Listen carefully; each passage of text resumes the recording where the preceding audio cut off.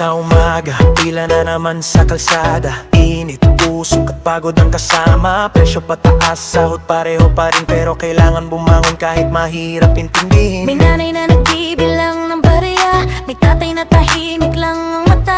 Hindi reklamo, kundi tanong sa sarili, hanggang kailan ba to disco, hanggang kailan tapos kami.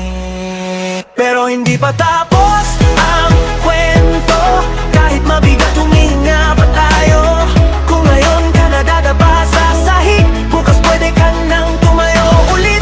Hindi pa tapos ang laban, kahit parang walang kakampi. Hanggat may tibok ang puso mo, may dahilan ka para magpatuloy. Para magpatuloy. Para magpatuloy. Sa balita, puro gulo ang laman, parang wala nang pakialam ang karamihan. Pero sa likod ng bawat bahay, may taong lumalaban kahit walang nakakaalam. May kabataan na gustong mangarap, kahit sinasabing hindi pwede yan. May matanda na ayaw sumuko, kahit katawan niya sumasakit na arawan. Hindi pa tapos ang kwento, Hindi ka patalo, tandaan mo to.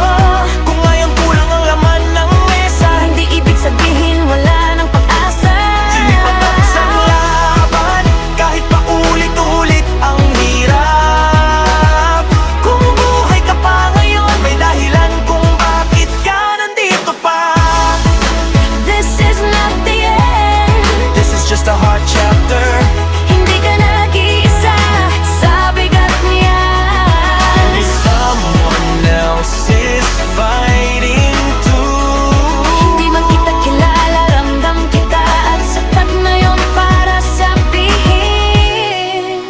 Hindi pa tapos ang kwento, kahit ilang beses ka nang nasugatan. Ang taong bumabangon araw-araw, siyang tunay na matatag.